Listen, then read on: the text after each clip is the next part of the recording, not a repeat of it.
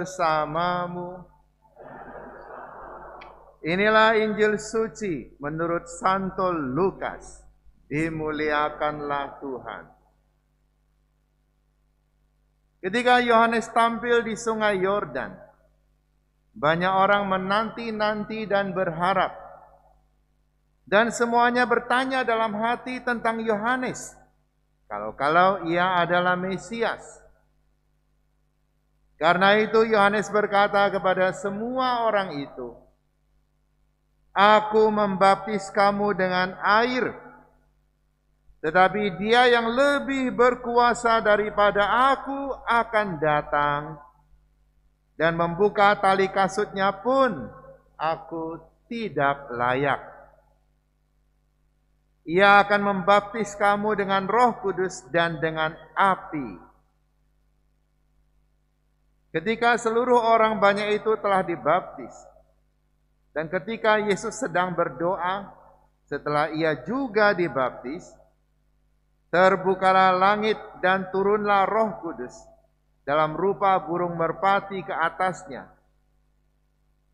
Terdengarlah suara dari langit, "Engkaulah puteraku terkasih, kepadamulah aku berkenan." Demikianlah sabda Tuhan. Semoga dengan pewartaan Injil suci ini dosa-dosa kita dihapuskan.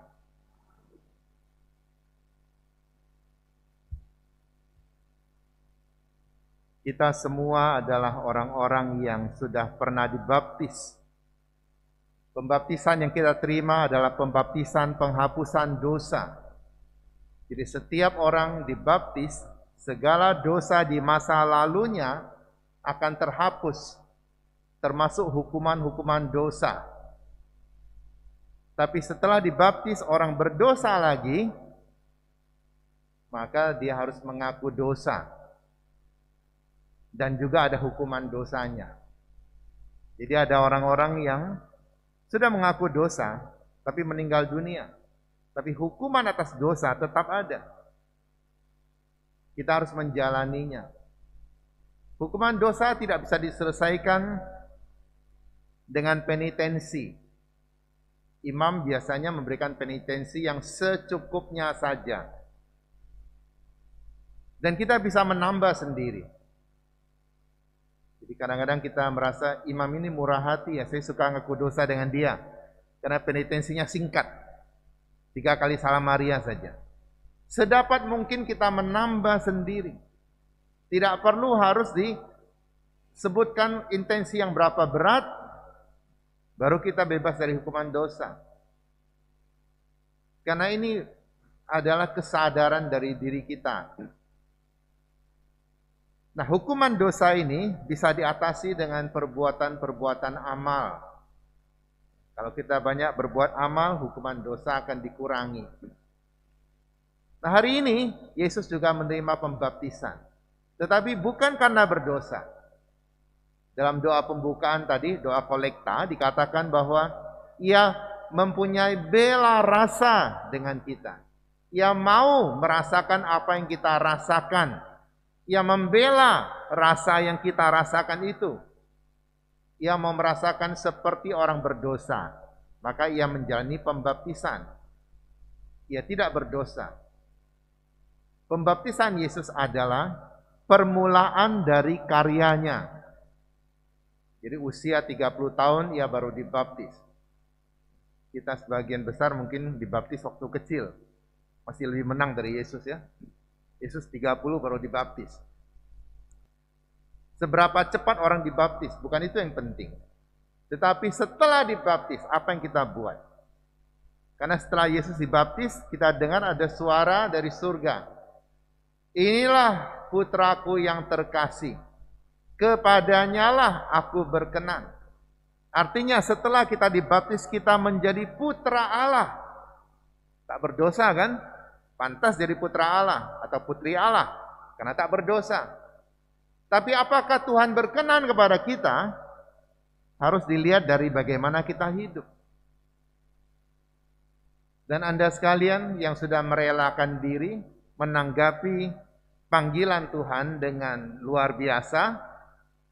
Ketika saya menawarkan kepada Anda, juga para ketua menawarkan pada Anda, apakah bersedia berkorban untuk menjadi pejabat gereja, pengurus-pengurus lingkungan, kategorial, seksi? Anda menjawabnya dengan mantap. Apakah ragu? Saya pikir tidak ada yang ragu. Kalau ragu sudah tidak ada di sini. Hari ini saya merasa sangat luar biasa melihat pemandangan ini. Inilah harapan gereja. Inilah orang-orang yang kepadanya Tuhan berkenan. Tapi ini baru permulaan. Setelah kita melakukan tugas kita dengan baik, baru Tuhan berkenan. Tapi permulaan pun sudah bagus. Karena suatu hal tanpa permulaan tidak akan jadi. Ada banyak orang punya mimpi yang tinggi-tinggi, tapi ia tidak pernah memulai. Atau ia tidak berani bangun dari tidurnya. Kadang-kadang kita mimpi, bangun tidur sudah lupa mimpinya apa. Kecuali mimpi itu sangat berkesan. Ingat-ingat terus. Bahkan kadang-kadang dijadikan seperti kenyataan saja. Ketika kita berkarya, ketika kita melayani dengan sungguh-sungguh, kita sedang melaksanakan sabda Tuhan. Jadi bukan mendengar saja, tapi melaksanakannya. Dari itulah Tuhan berkenan kepada kita. Tugas kita adalah menyelamatkan diri kita dan juga menyelamatkan orang lain. Dan kita yang sudah terpilih juga akan terlantik menjadi pengurus gereja, petugas gereja. Kita semua adalah orang-orang yang mempunyai tugas lebih dari orang lain. Dan dalam bacaan pertama Nabi Yesaya tadi mengatakan, hendaklah kita menjadi orang yang membuka jalan di padang gurun. Artinya padang gurun tidak ada jalannya. Semua rata, tidak ada jalannya. Perlu ada jalan. Kalau semua luas tidak ada jalannya, orang bingung. Kemana? Kemana saya melangkah? Karena salah melangkah bisa tersesat lebih jauh. Tapi kalau sudah ada jalannya, minimal kita punya harapan. Saya akan mencapai tujuan. Karena ada jalan. Meskipun ada jalan yang benar, ada jalan yang tidak benar. Ketika orang terkurung di dalam bunker bawah tanah, misalnya dipenjarakan. Kenapa orang bisa hidup di situ? Karena masih ada udara. Masih ada udara artinya ada lubang yang bisa memasukkan udara. Ada lubang berarti ada harapan untuk keluar. Tergantung bagaimana kita menemukan lubang itu. Dan bisakah kita keluar lewat lubang itu? Ini perlu usaha. Tapi minimal ada harapan, ada lubang, ada udara. Maka siapkanlah jalan bagi Tuhan di padang gurun, kata Nabi Yesaya. Luruskanlah jalan yang berkelok-kelok. Lebih enak kan kalau kita jalan lurus saja daripada kita was-was nanti saya belok ketemu apa di situ. Tahu-tahu belok ketemu jurang. Tahu-tahu belok ketemu kecelakaan. Tidak bisa maju lagi. Yang lurus baru kita bisa melihat jauh ke depan. Kalau belok-belok tidak bisa melihat jauh ke depan. Hanya meraba-raba dan menduga-duga. Maka kita semua juga sama. Kita mempunyai tugas membuka jalan bagi umat Allah yang kita layani. Supaya mereka tahu bagaimana jalan yang baik menuju kepada Tuhan sendiri. Meluruskan jalan bagi mereka. Supaya ada banyak hal yang mereka tidak tahu, kita beritahu, kita kasih pengetahuan. Tentu tidak semua pengetahuan dari kita. Pastor mendapatkan dari sekolahnya, dari pimpinannya. Kemudian pastor membagikan kepada DPP. DPP membagikan pada kita semua. Dan masih ada banyak lagi seminar-seminar, pelajaran-pelajaran yang bisa kita ikuti. Termasuk nanti kita juga akan menyelenggarakan sekolah evangelisasi. Nanti akan ditangani oleh Pak Sukri dari seksi evangelisasi. Ini termasuk juga membuka jalan. Membuat orang tidak ragu. Dibelokkan itu saya akan ketemu apa? Luruskan jalan bagi Tuhan. Timbunlah lubang-lubang. Nah, ini penting ini. Timbunlah lubang-lubang. Tidak semua lubang berguna di jalan. Ada lubang yang berguna, ada yang tidak berguna. Ada lubang yang membuat kita waspada, sehingga nyetirnya tidak terlalu sembrono. Kalau jalan terlalu mulus, terlalu lurus, orang sembrono, mungkin saja dia bisa kecelakaan. Tapi kalau ada lubang, orang akan hati-hati. Tetapi lubang ini tidak ada gunanya. Timbunlah lubang. Lubang apa?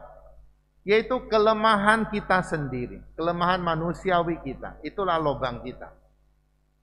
Ada orang yang lubangnya adalah kecanduan untuk bergosip ria. Ada orang yang lubangnya adalah kecanduan seks. Kecanduan narkoba. Kecanduan dendam.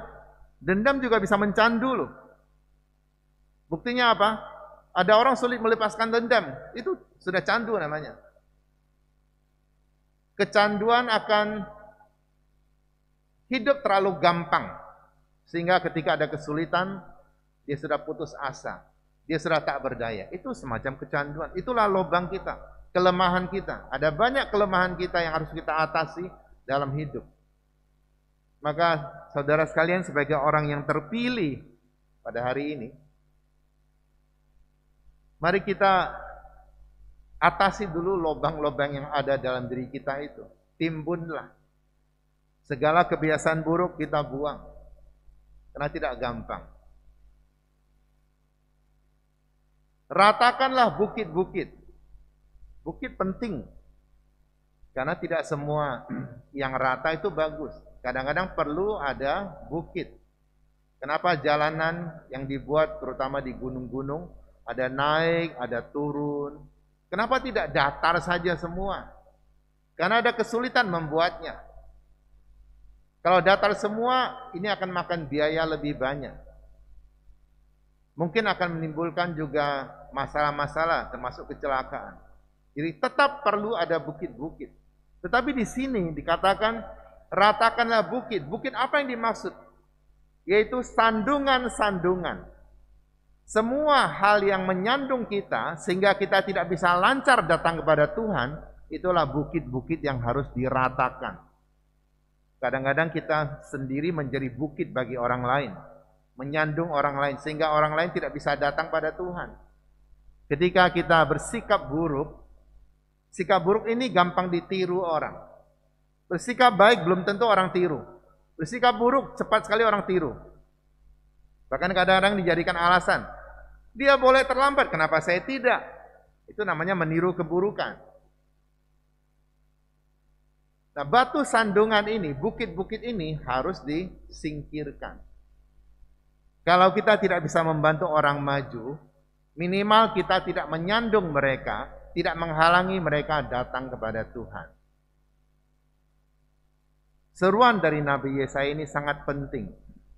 Semoga kita yang sudah dibaptis, kita tidak hanya sekedar menjadi anak Allah, karena menjadi anak Allah pun juga harus menunjukkan kualitas sebagai anak Allah, yaitu melakukan perintah Bapaknya, mengasihi saudara-saudaranya, itu anak Allah.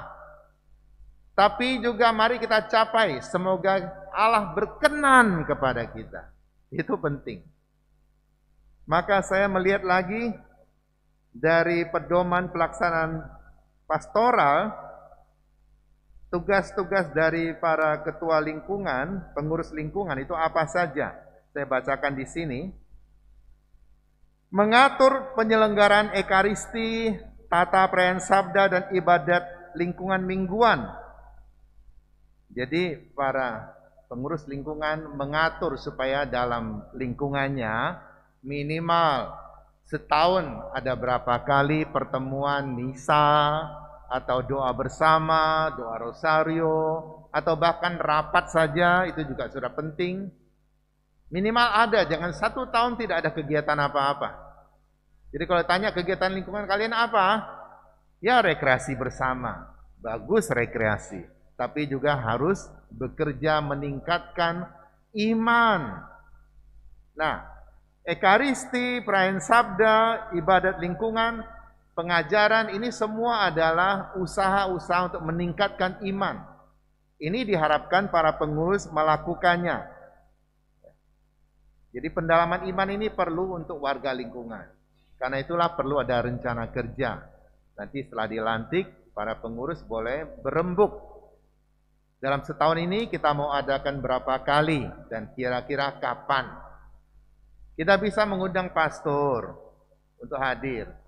Bisa juga mengundang suster kalau suster bersedia. Bisa mengundang para prodiakon juga atau pengajar-pengajar. Kita mempunyai cukup banyak pengajar di PDKK kita. Mereka sudah terlatih, bisa diundang.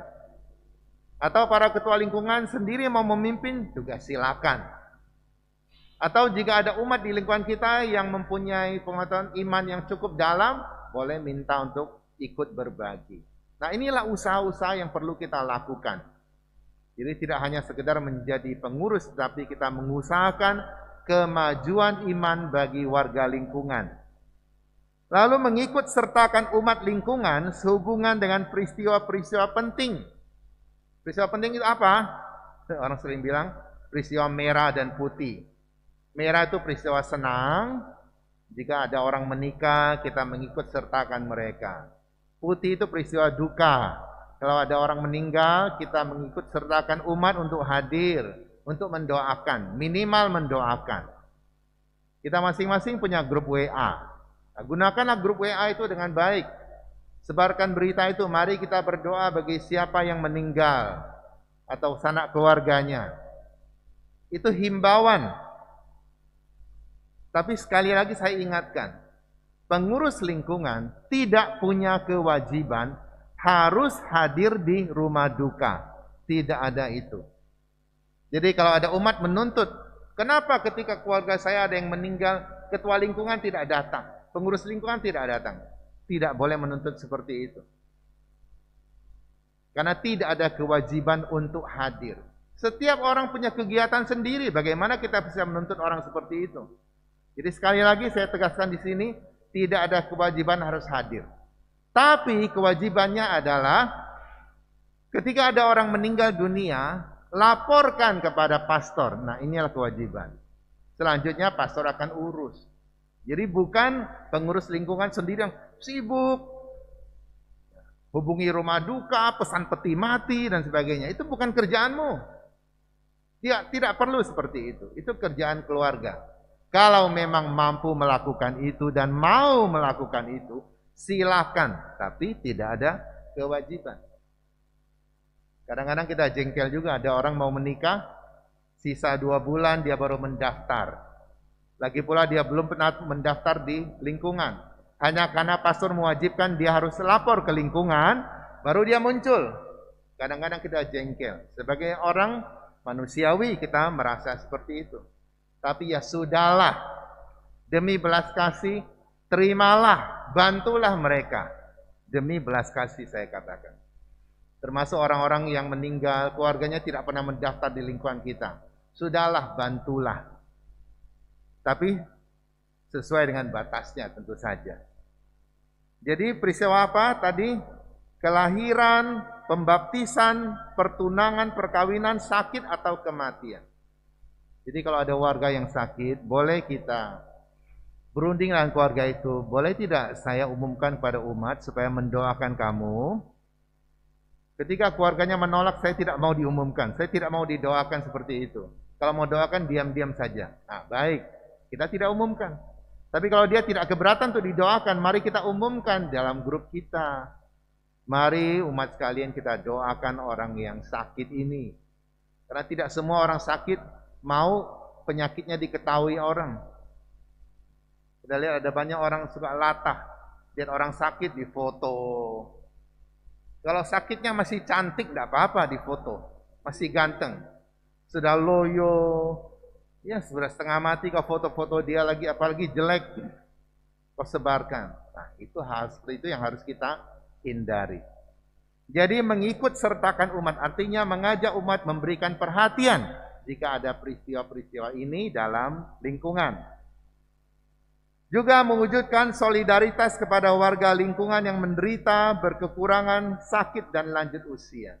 Jadi dalam lingkungan kita ini, tidak bisa dihindari, mungkin ada yang sudah lanjut usia, ada yang ekonominya lemah, kita bisa memberikan perhatian. Entah kita melaporkan kepada CPSE untuk membantu, atau kita kumpulkan dana untuk membantu. Itu boleh, tidak ada masalah.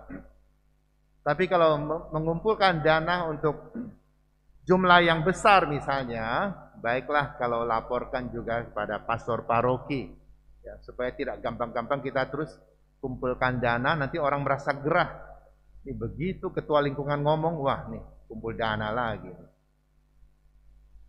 Pastor akan menimbang apakah ini pantas atau tidak. Juga memastikan anak-anak kita apakah mereka mendapatkan pendidikan Katolik. Sebab sekarang banyak anak Katolik tidak sekolah di sekolah Katolik. Tapi minimal, meskipun tidak sekolah, ada sekolah minggu, ada asmika.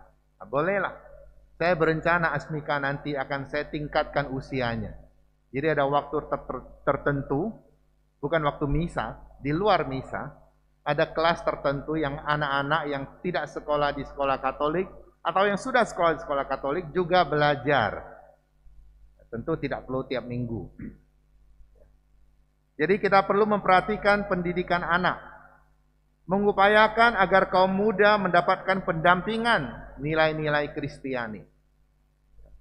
Kami mempunyai satu buku tentang budi pekerti. Isinya adalah ajaran dari Bapak pendiri CDD. Ada banyak hal-hal baik yang bisa kita ajarkan kepada orang muda.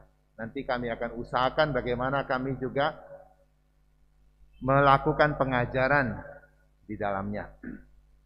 Lalu mendorong warga lingkungan untuk aktif. Yang tidak aktif, nah kita berusaha untuk menyapa mereka. Ini memang tidak gampang. Saya tidak katakan harus kunjungi mereka juga, karena tidak gampang, terutama di masa sekarang ini. Saya ingat papa saya dulu ketua lingkungan juga. Setiap sore, papa saya rajin sekali, dia kunjungi umat. Dan mereka menyambut papa saya dengan baik juga. Terutama yang tidak ke gereja, dikunjungi, disapa, diajak ke gereja lagi. Dan beliau juga senang, merasa terhibur. Daripada di rumah lihat anaknya terus, lihat orang lain kadang. Jadi ini juga baik. Tetapi sekarang kan tidak harus selalu dikunjungi. Kita punya HP, bisa disapa. Kecuali orang menolak, ya sudahlah. Kemudian mengupayakan terwujudnya persaudaraan dengan warga sekitar. Nah, ini penting. Kita menjadi orang Katolik, jangan eksklusif, jangan menutup diri hanya untuk kita sendiri. Ketika ada ajakan untuk kerja bakti, lakukanlah. Ini penting. Kalau misalnya warga ingin melakukan pesta 17 Agustus misalnya, perlu bantuan dana kita, bolehlah kita juga membantu, tidak ada masalah. Ya, keluarkan dari kas juga tidak masalah. Ini menandakan bahwa kita ikut berpartisipasi dalam masyarakat. Lalu juga mendorong warga berperan serta dalam kegiatan RT RW setempat. Ini hal-hal yang perlu kita lakukan. Tapi yang terutama yang saya harapkan adalah ada peristiwa apa yang penting boleh dilaporkanlah kepada pastor. Supaya pastor tahu. Ada orang menerima perminyakan, ingin menerima perminyakan, lapor pada pastor. Dan kami akan berusaha untuk melayani. Ada orang yang perlu dibawa ke rumah sakit juga, keluarganya mungkin tidak merawatnya, tidak memperhatikannya. Boleh laporlah. DPP mungkin akan berusaha juga untuk membantu.